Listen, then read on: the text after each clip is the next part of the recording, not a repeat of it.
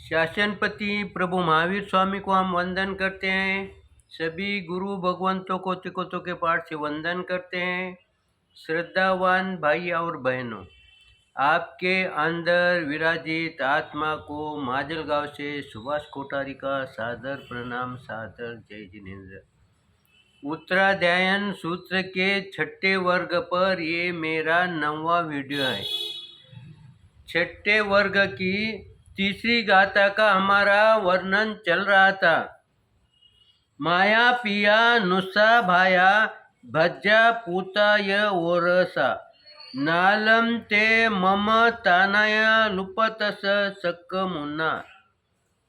तीसरी गाथा में गुरु भगवंत कहते हैं, माता पिता परिजन भाई बंधु पुत्र जो कुछ भी हमारे संबंधित है, रिश्तेदार है, वो हमारे दुख के समय काम नहीं आते। कौन से दुख के समय काम नहीं आते? जो दुख हमें हमारे कर्म के कारण मिला है, हमारे पूर्व भव के जो संचित कर्म के कारण हमें जो दुख मिला है, उसमें वो सहायक नहीं होते हैं। अब ये गुरु भगवंतों ने हमें कुछ नया समझाया क्या? क्या इसकी जानकारी हमें नहीं थी क्या? फिर ये गुरु भगवंतों ने यहाँ क्यों समझाया? ये गुरु भगवंतों के माध्यम से उन्होंने हमें समझाया है। जब हम संसार के अंदर रहते हैं, उस समय हमें ये जो परिवारजन है, वो हमारे स्वयं के कर्म के कारण जो दुख आते हैं, उसमें सहायक नहीं बनते हैं। तो फिर इसके लिए क्या करना?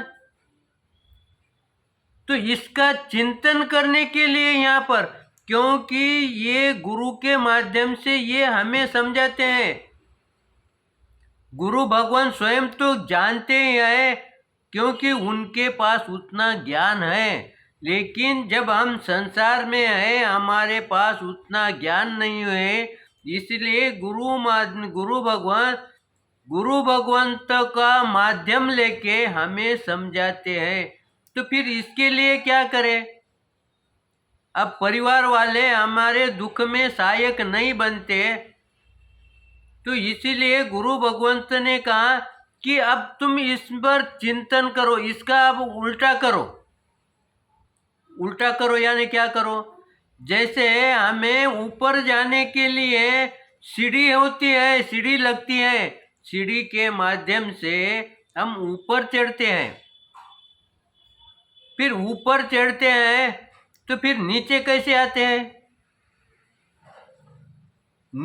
सीढ़ी तो ऊपर चढ़ने के लिए है ना, फिर नीचे कैसे आते हैं? तो हमें ये आंतरिक ज्ञान है कि वही सीढ़ी का हम उल्टा उपयोग करें तो वही सीढ़ी हमें सहायक बनती है नीचे उतरने के लिए। वैसा ही गुरु भगवंत कहते हैं, ये हमारे सत्कर्म के अंदर, हमारे पुण्य उदय के कार्य अंदर जो सही दिशा में हम चल रहे हैं, उसमें ये सहायक कैसे बने, उसका उपयोग हम कैसे करके ले। जैसे हमने सीढ़ी का उतरने के लिए भी उपयोग किया है, चढ़ने के लिए भी उपयोग किया है, वैसे ही हमारे परिवार के जो परिजन है, जो रिश्तेदार है, उसका उपयोग हम कैसा करके ले। तो जैसे समझो हमें सवेरे 3 बजे 4 बजे उठने का है, यदि हमें स्थानक जाने का है, मंदिर जाने का है, कोई पूजा पाठ करने की है और हमें जल्दी उठने का है और हमारी आदत देर से उठने की है, उस समय अगर हमने माता पिता से कहा कि भैया हे माता पिता मुझे सवेरे जल्दी उठाओ, तो उठाएंगे कि नहीं उठाएंगे? फिर उन्होंने आपको जगाया नींद से, तो ये तुम्हारे पुण्य के इसमें सहायक बने कि नहीं बने? तुम्हारे अच्छे कर्म के लिए वो सहायक बने कि नहीं बने?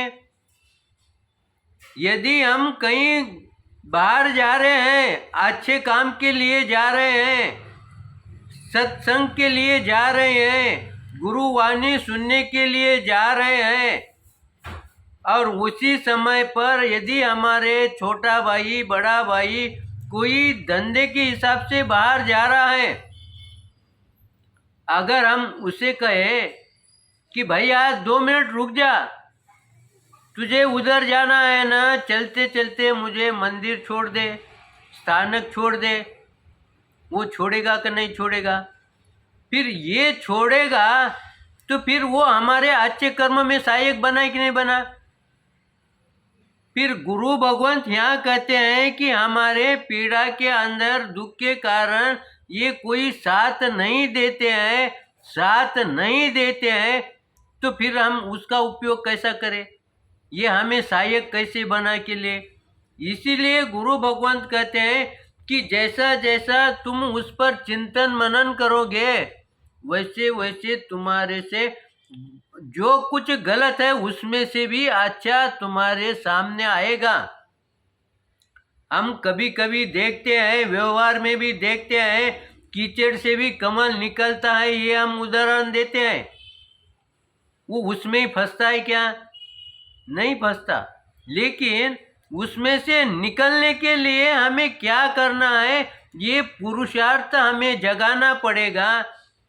और पुरुषार्थ जगाने के लिए, उसे जागृत करने के लिए हमें गुरुवाणी की आवश्यकता है, हमें जिनवाणी की आवश्यकता है।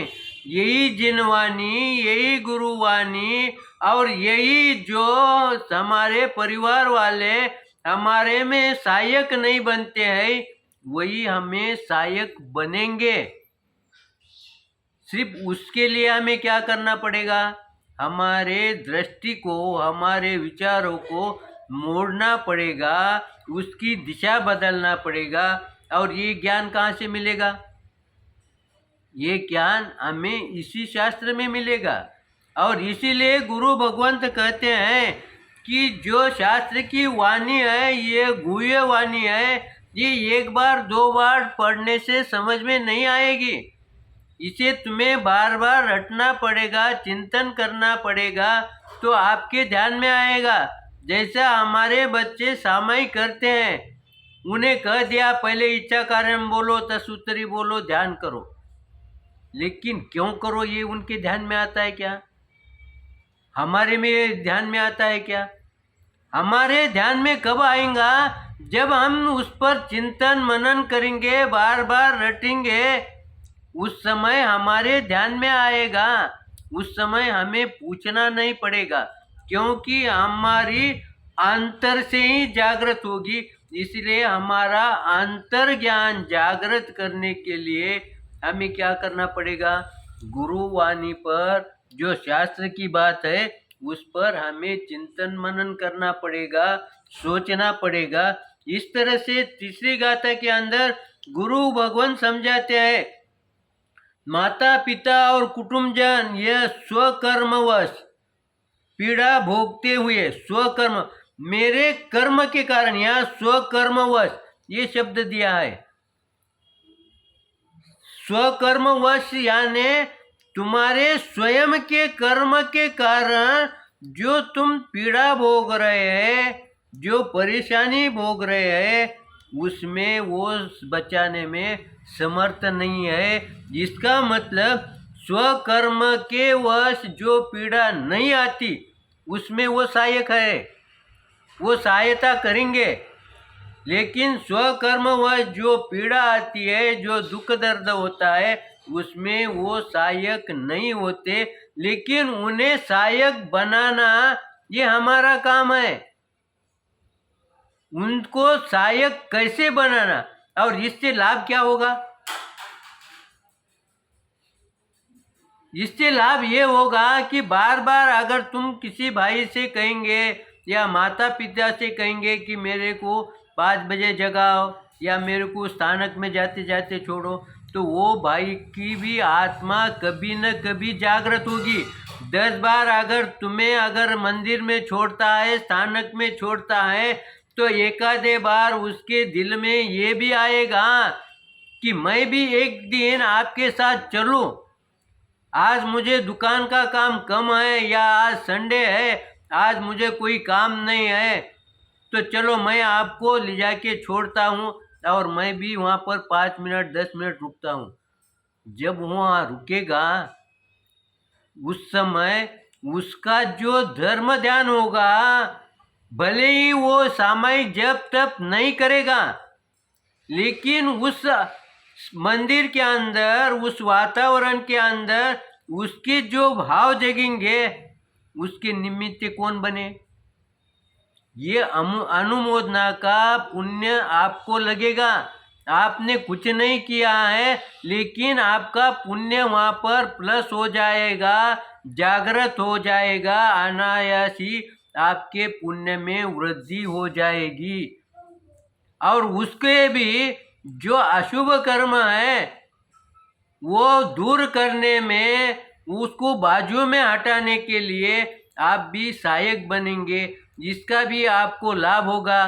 समय को देखते हुए हमारे चिंतन के अंदर कुछ विपरीत आया होगा तो आप क्षमा करेंगे, सही आया होगा तो लाइक करेंगे, शेयर करेंगे। इसी आशा के साथ ओम शांति।